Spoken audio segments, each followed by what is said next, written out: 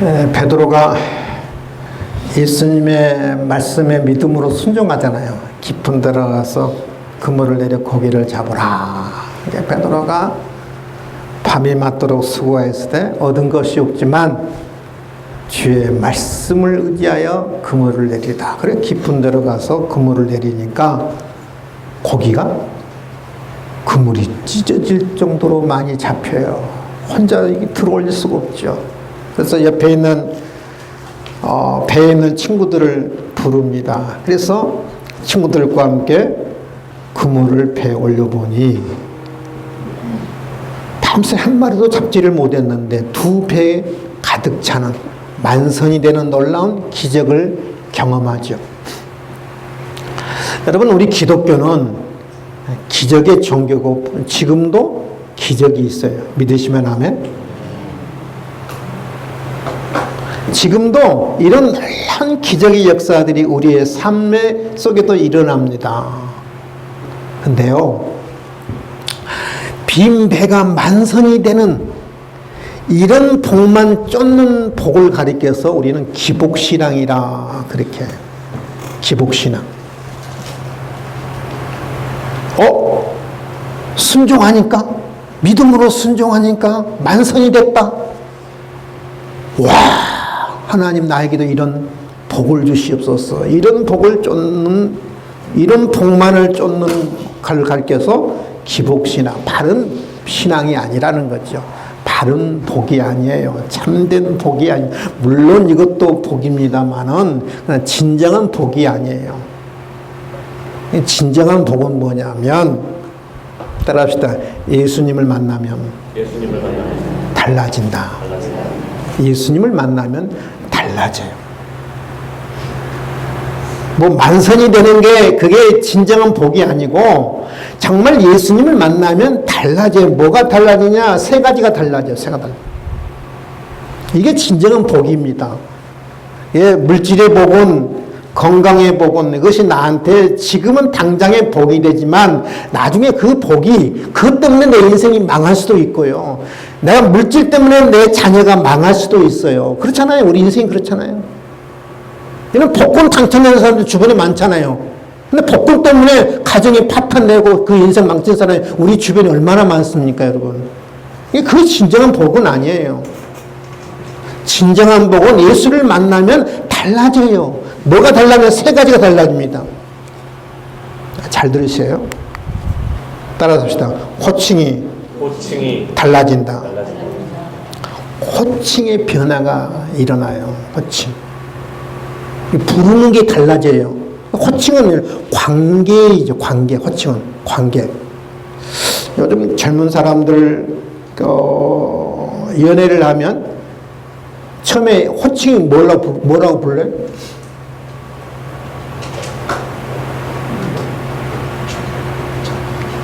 처음에 호칭은 뭐라고 불러요?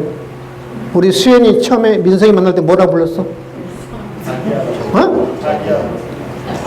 자기야. 지금은 뭐라 불러? 자기야. 야, 민성이 오늘 출근하길 안 했어? 근데 거기 앉아있어? 혜지, 처음에 결혼을 지금 친구 뭐라 불렀어? 오빠. 지금도 오빠 그러지. 그렇지.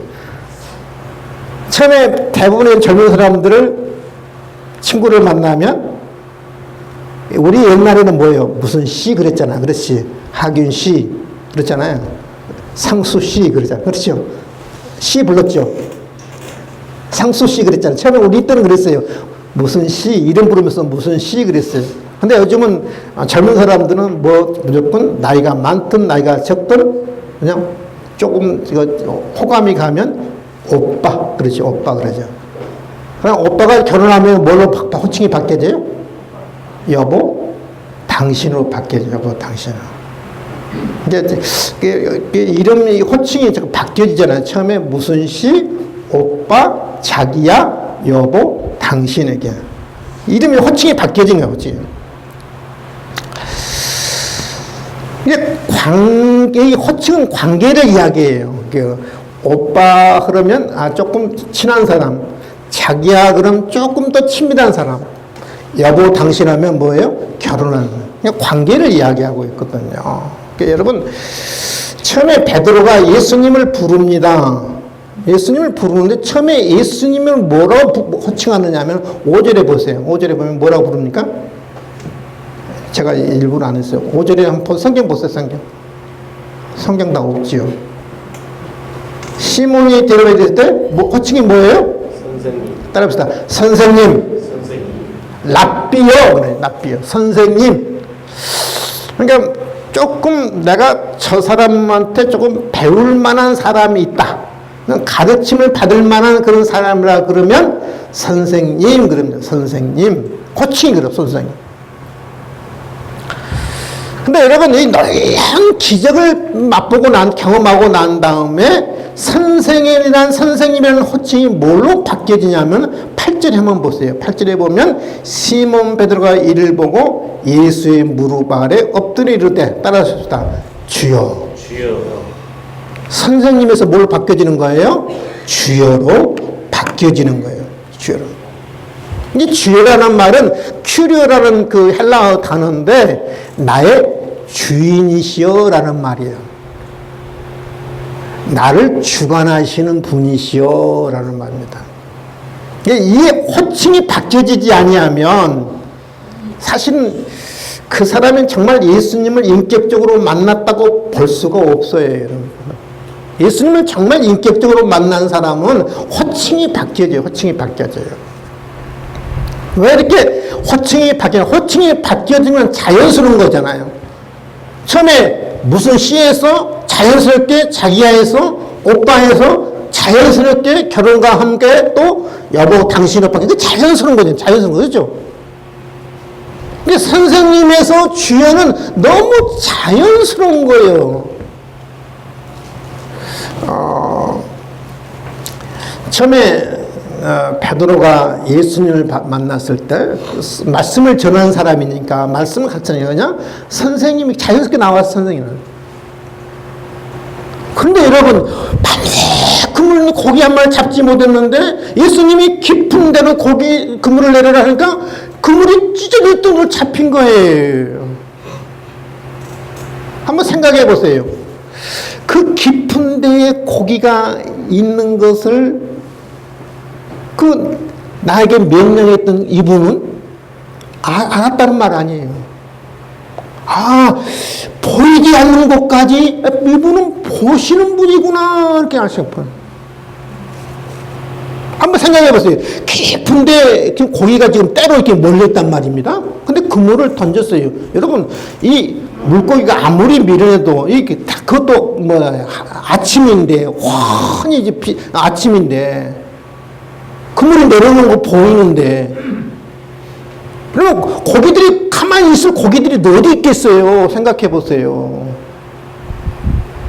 근데 그물을 내린 고기들이 더 안 도망가. 고기들이 한 곳에 모이는데 그대로 있는 거예요. 그래서 움직이다 그들은 그물이 그대로 고기들을 다 들어 올린 거예요, 여러분. 그러면 보이지 않는 그 고기를 볼 수 있는 분이 바로 누구냐면 예수님이고 고기가 어디 도망가지 않도록 그것을 주관하시는 분이 누구였느냐면 예수님이고 누가 그렇게 할 수 있느냐는 거죠. 누가 깊은 곳을 볼 수 있고 누가 고기가 못 당하는 것으로 그것을 거기까지 주관하실 수 있는 분은 누구냐는 거죠. 하나님 외에는 신적인 존재 외에는 할 수 없는 분 아니에요. 그렇잖아요. 전능하신 하나님이 아니면 어떻게 그게 가능할 수 있겠어요? 그렇잖아요. 전능하신 하나님 아니면 그건 불가능한 일이 아니겠습니까? 불가능한 일. 그래서 이 놀라운 기적의 사건을 경험하고 나서 베드로가 이분은 신적인 존재이시구나. 이분은 하나님의 아들이시구나. 정말 내 인생을 주관하시고 이 바닷속까지 물고기까지 주관하시는 분이구나. 그것을 깨달아요, 여러분. 깨달아요. 그래서 자연스럽게 깨달음과 동시에 호칭이 달라진 거예요. 단순히 선생님에서 뭐냐? 주어라고 달라진 거예요. 나의 주인이다. 나의 주인.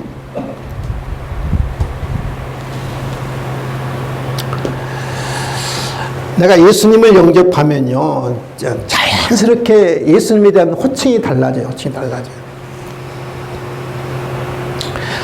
보통 우리 세상 사람들 또 예수 믿는 사람도 그런 것들 많아요. 교회를 다녀도 내 인생의 주인은 나지 뭐. 내 인생의 주인은 나야. 요즘 젊은 세대들 때는 특히 그러잖아요.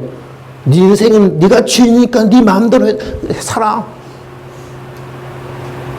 물론 우리가 주관적인 그 모습으로 우리가 살아야지만 내 인생의 주인은 누구냐면 하나님이시고 하나님의 아들 되신 예수님이 내 인생의 주인인 것을 여러분 믿을 수 있기를 바랍니다. 내 인생의 주인 되세요.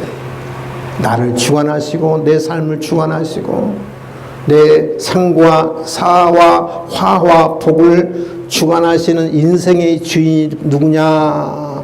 내가 아니고 우리 예수님이세요. 그래서 호칭이 달라진 거예요. 갑자기 선생님에서 큐리오스 주님으로 이 호칭이 달라지는 거예요. 처음에 우리가 교회 나오면 하나님에 대한 호칭이 뭐라고, 여러분 교회 나올 때 뭐라고 불렀어요? 처음에 하나님을? 네? 하나님 그랬어요? 처음에 교회 나오면 다 뭐냐면은 뭐 예수를 이렇게 하나님을 알든 하나님을 잘 모르든 간에 처음 호칭이 뭐냐면 하나님이었어요. 하나님. 그렇죠? 하나님 기도 제목이 온 우주를 창조하신 창조주 하나님, 온 우주를 주관하시는 전능하신 하나님, 단순히 하나님이셨어요. 하나님. 그 하나님이 내가 하나님을 영접하고 예수님을 영접하면 하나님에 대한 호칭도 달라져요. 하나님에 대한 호칭도 달라지는데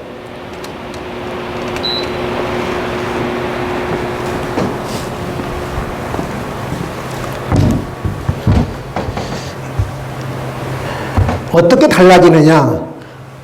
하나님에서 무서운 하나님, 두려운 하나님, 내가 잘못했을 때 하나님이 나를 심판하시는 하나님, 그 하나님에서 내가 정말 예수님을 인격적으로 만나고 하나님을 내 마음에 영접하면 그 두려운 하나님이, 무서운 하나님이, 전능하신 하나님이 어떤 호칭으로 바뀌느냐면 따라합시다. 아버지. 기도하면서 자연스럽게 그 전능하신 하나님이, 우주를 창조하신 하나님이 아버지로 바뀌어져요. 그 인자하신 아버지, 그 자애로우신 하나님 아버지, 다정다감하신 아버지, 자연스럽게 나에게 사랑과 관심을 가지신 그 아버지, 호칭이 바뀌어요. 여러분, 하나님은 약간 뭐랄까 엄격한 하나님, 두려운 하나님, 무서운 하나님. 아버지 하면 인자한 하나님, 다정다감한 아버지, 그 사랑과 관심을 갖는 그 아버지, 아버지로 바뀌어져요. 아버지. 우리가 예수님을 영접하기 전에는 예수님은 어떤 사람이었어요? 단순히 여러 성인 가운데 한 사람이었죠. 석가모니, 마호메트, 공자, 그런 성인 가운데 하나였어요. 그냥 성인. 근데 내가 예수님을 인격적으로 만나면, 예수님을 알게 되면 그 성인에서 호칭이 바뀌어지. 성부의 하나님과 성자의 하나님이 온 우주를 함께 창조하셨잖아요. 우리 예수님은 영원 전부터 성부의 하나님과 함께 하늘에 계셨던 분, 영으로. 그분이 나를 구원하시기 위해서 육신을 입고 이 땅에 찾아오신 분 아니에요. 찾아오셔서 나를 위해서 십자가에 못 박아 돌아가시고, 그 십자가 때문에, 십자가의 보혈 때문에 나를 구원하신, 그래서 자연스럽게 예수님을 알고 예수님을 영접하게 되면 자연스럽게 예수님 선생님 하는 것이 아니라 성인이요 하는 것이 아니라 나도 모르게 자연스럽게 나도 고백이 되는 거예요. 주여. 따라합시다. 주여. 주여. 호칭이 바뀌어져요. 호칭이 바뀌어져야 그 사람이 마음속에 성령이 임했고 예수님을 영접했고 거듭났다는 것이 내가 객관적으로 내가 증명하는 거예요. 증명하는 거예요. 아직도 내가 호칭이 여전히 하나님 한다고 그러면, 아직도 예수 믿는 호칭이 선생님 한다고 그러면 그 사람은 아직도 예수님을 만나지 못한 사람이거든요. 거듭나지 않은 사람이에요 라고 볼 수 있어요. 호칭이 달라지는 게 복이에요, 여러분요. 믿으시면 하면? 돈으로 살 수 없는 거예요. 돈으로 여러분, 돈을 억만금을 준다 해도 호칭이 결코 안 달라져요, 여러분요. 예수님이 내 마음에 오시고 성령이 내 마음에 오셔야 이 호칭이 자연스럽게 달라지는 거예요. 바뀌어지는 거예요, 호칭이. 여러분, 호칭이 달라질 수 있기를 주님의 이름으로 축원을 드립니다. 두 번째 뭐가 달라지냐면 예수님을 만나게 되면 자기에 대한 인식이 달라요. 나에 대한 인식.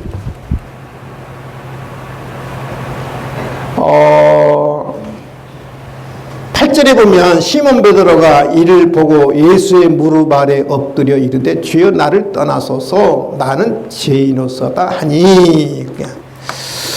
이 놀라운 그 사건을 보고 난 다음에 베드로가 예수님의 무릎 아래 엎드립니다.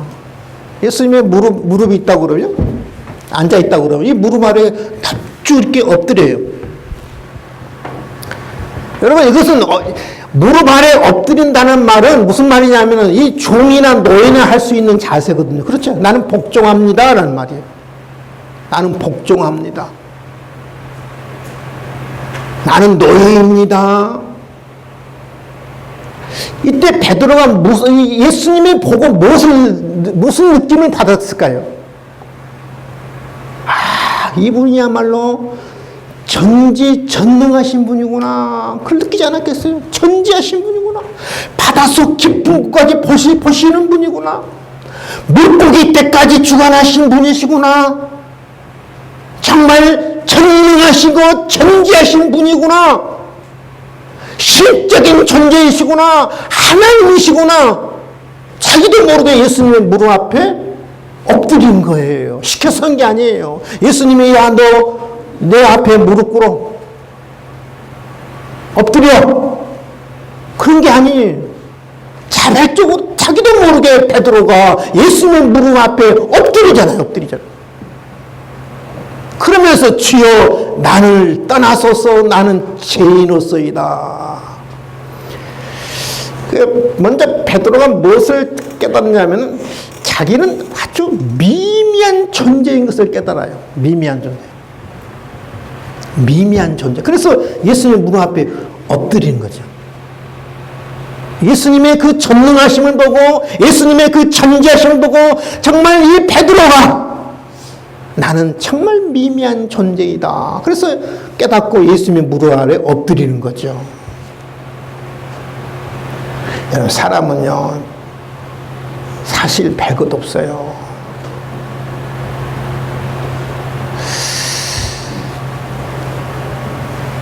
여러분, 우주가 얼마나 큰지 아시죠? 이 지구, 우리 지구도 사실 크잖아요. 그렇죠? 이 우주 속의 지구는 얼마나 작으냐면은 그 해변의 모래가 얼마나 많습니까? 그렇죠? 해변의 모래가 얼마나, 그 많은 모래 가운데 아마 모래알 하나 정도밖에 우주의 지구가 이 모래 하나밖에 안 될 거예요. 지구가. 근데 여러분, 이 지구 속에 나는 어때요? 지구 속에 나는. 이 해변에 뭐예요? 모래 하나밖에 안 돼요. 지구 속에 나는. 그렇죠? 근데 우주 속에 나 보세요. 먼지만도 못한 게 참 미미한 거예요. 그러니까 이 베드로가 예수님의 그 전능하신 창조주 하나님, 그 하나님을 발견하고 자기도 모르게 예수의 무릎 앞에 엎드린 거예요. 그러면서 주여 나를 떠나 나는 죄인은 자기를 발견해요. 아, 나는 미미한 존재이고 나야말로 죄인이구나. 나야말로 죄인이구나. 예수님이 베드로를 향해서 베드로야 너 회개해! 그렇게 말하는 게 아니에요. 자기도 모르게 고백해 나는 죄인이라고. 자기에 대한 인식이. 아마 이 예수님을 만나기 전에 베드로는 나름 그렇게 생각했을 거예요. 그래 나는 그래도 좋은 사람이야. 나는 그래도 선한 사람이고 착한 사람이야. 나처럼 살아봐. 그럼 사실 베드로가 착한 사람 아닙니까? 선한 사람이니까. 왜요? 여러분 누가복음 4장에 보면은 베드로가 누구를 모셨어요? 병든? 다 잊어버렸어요? 병든 누구를? 장모 모시는 장모. 여러분 아무나 어머니 모시는 게 아니에요. 아무나 여러분 병든 장모를 모신 게 아니에요. 여러분 가운데 어머니 모신 분 있잖아요. 정말 아무나 하는 게 아니에요. 정말. 따라서 봅시다. 복 있는 사람만 할 수 있다. 저는 나타낸 어머니 모신 그 자체만 저는 아주 존경스러워요. 근데 여러분 어머니 모시는 것도 힘든데요. 이 베드로는 누구를 모셨어요? 병든 장로를 모셨잖아요. 누구처럼요? 우리 민경 장로님처럼.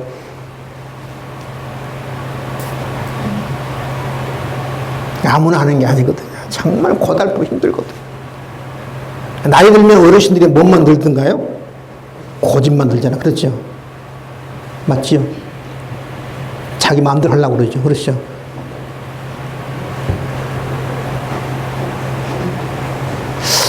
여담입니다만 며칠 전에 제 아내가 그러더라고요.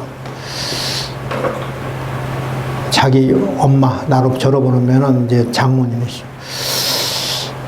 병들시고 그러면 누가 모시지 그래요. 막내가 모시면 제일 좋겠는데 제가 딱 한마디 했어요. 당신이 모신다고 하면 나는 좋다. 당신이 모신다면 난 모신다는 말이죠. 괜찮은 사람이지? 네? 괜찮은 사람이죠? 안 그래요? 별로 놀라지는 않네. 요양원에 모실까 그러더라고요. 아, 무슨 요양원 자식들이 몇 명인데 당신이 모시면 나가. 오케이. 나는 모셔. 빈성이 잘 들어라.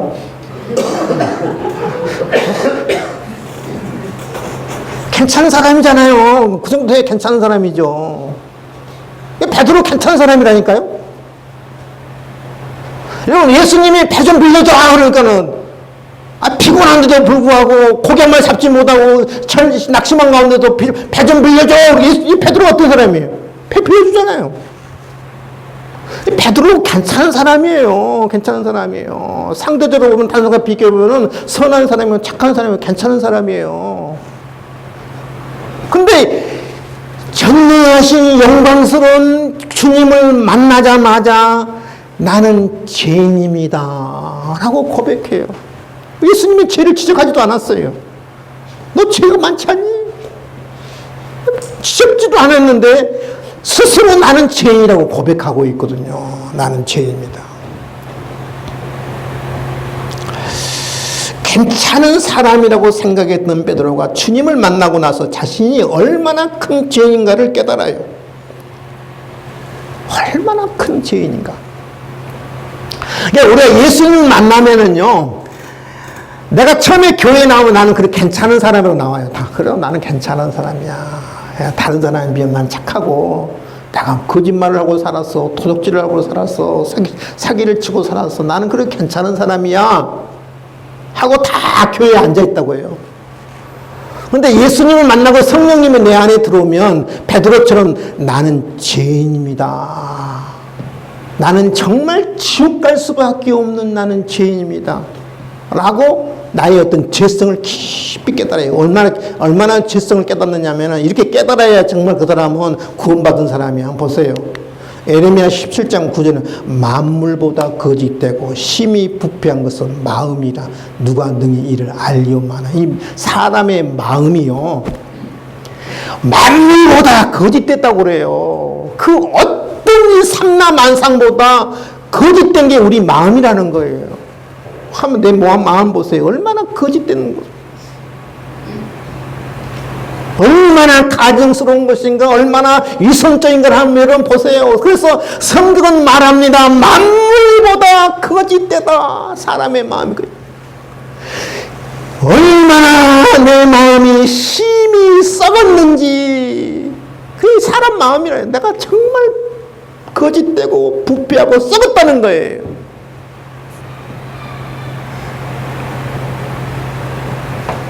여러분 그 느끼신가요? 네? 아멘? 예수님을 만나면 내 안에 성령이 이렇게 나의 마음을 조명하면 내 마음이 이렇게 깨닫는다니까요. 정말 내가 거짓돼 있구나. 정말 내가 썩었구나. 정말 네가 목사라고. 네가 이래가고도 네가 네 마음 갖고 너 설교하겠다고? 누가 누구 일을 알려면은 알 수 없어요. 누구만 알 수 없어요. 성령이 내 마음에 임하여 성령이 내 마음을 조명해야 내가 얼마나 거짓되고 썩은 걸 알 수 있는 거예요. 정말 내가 예수님이 아니면 내가 정말 지옥 갈 수밖에 없는 존재인 것을 깨닫는 거예요. 자기 인식이 달라져요. 호칭이 달라지고 자기 인식이 달라져요.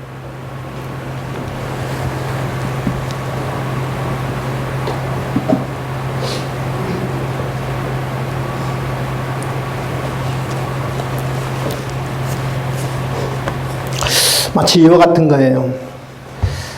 여러분 지금 우리 교회 안에 있는데 먼지가 많이 있을까요? 없을까요? 네? 이 안에 먼지 보여요? 안 보여요? 안 보여요. 근데 이것이 만약에 여기에 햇빛이 딱 비친다고 그러면 먼지가 보여요? 안 보여요?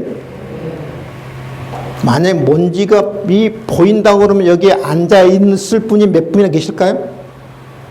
아마 다 뛰쳐나갈걸요?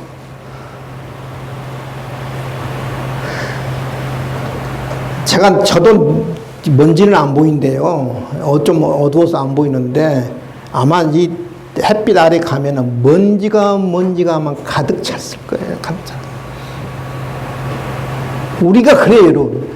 내가 예수님을 만나기 전에는 성령이 내 마음을 조명하기 전에는 내 마음이 그렇게 깨끗했어요. 더러움이 없었어요. 이게 먼지가 없었어요. 그런데 성령이 내 마음을 조명하면 내 마음이 얼마나 더러운지 거짓된 것이 많고 썩은 것이 많든지.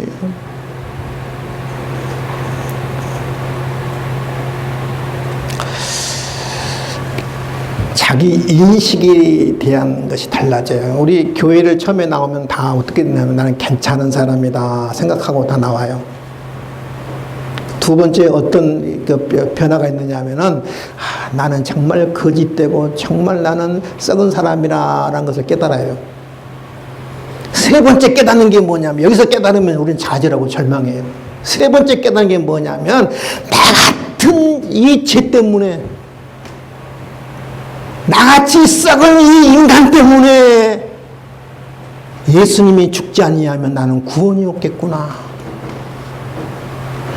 정말 예수님이 죽지 않으면 죽으시지 않으면 안 되는 존재였구나. 그래서 다시 깨달아요. 나는 영원히 지옥 갈 수밖에 없는 존재였는데 예수님이 내 죄를 위해서 대신 죽으심으로 말미암아 예수님이 나를 위해서 죽을 만큼 나는 소중한 존재이고 귀중한 존재이고 보배로운 존재인 것을 또 깨달아요. 하나님이 당신의 아들을 이 땅에 내어줄 만큼 내가 정말 사랑받는 존재이고 사랑하는 존재인 것을 깨달아요. 그래서 여러분 세 번의 변천이 있습니다.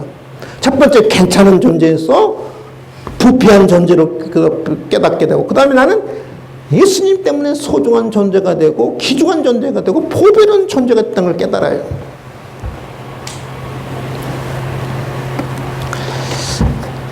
세 번째 뭐가 달라지느냐. 이게 진짜 복입니다.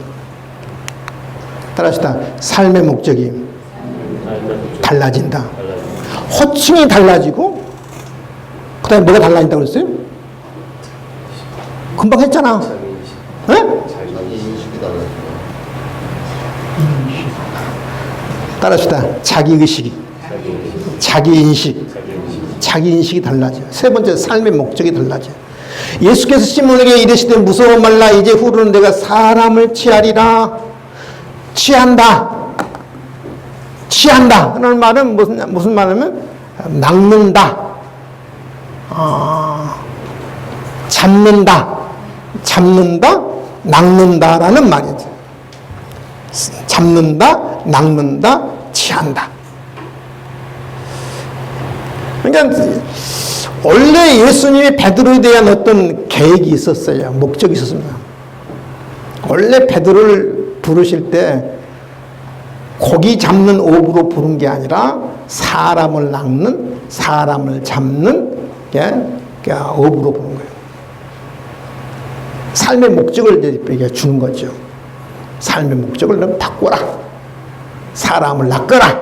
사람을 잡으라. 이 말 한마디에 보세요.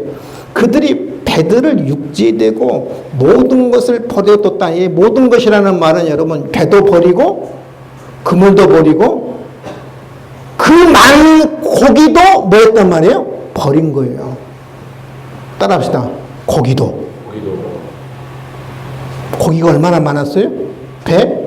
2배 가득 찰 정도. 그걸 팔면 얼마예요? 최소한 한 달 이상은 아마 생계 유지하지 않겠어요. 그 모든 것을 버려두고 예수를 따르니라.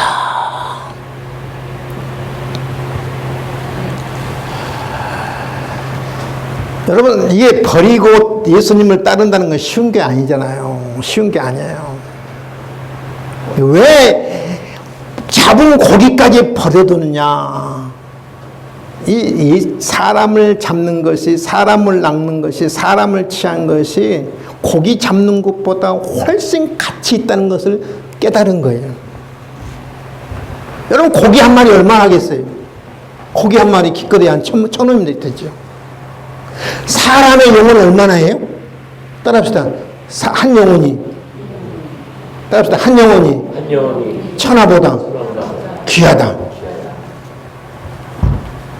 시간과 돈과 열정을 1,000원 낚는데 투자할 거냐, 1,000원 잡는데 투자할 거냐, 온 천하보다 이 계산적으로 계산이 되지 않는 한 영혼, 천하보다 귀한 영혼을 잡는데 내 인생을 투자할 거냐, 한 영혼을 잡는데 투자하는 것이 훨씬 가치 있다는 것을 베드로는 깨달은 거예요. 그래서 모든 것을 버려두고 예수를 따른다고 그러죠.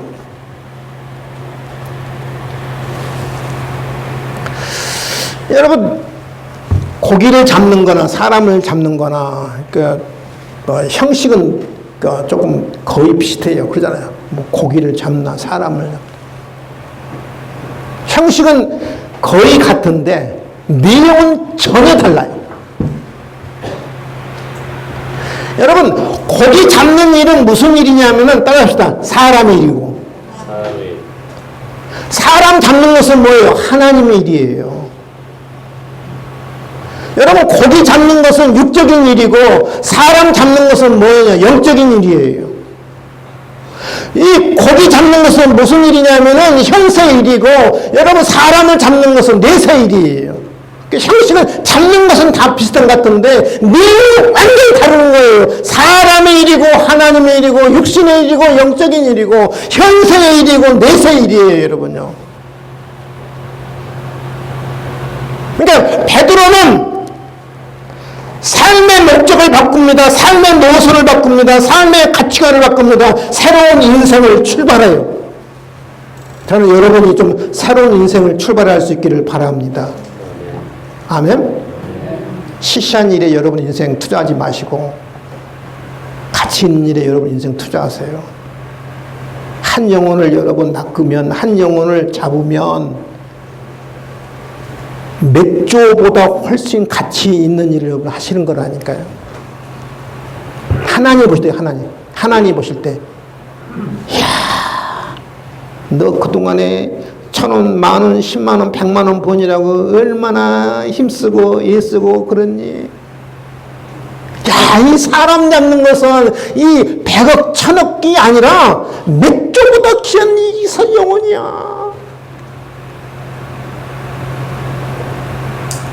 이 사람 잡고 사람 낳고 사람 취하는 일에 내 인생을 투자하라 이 말이에요. 그러니까 베드로가 그것을 깨닫고 예수를 쫓아서 따르잖아요.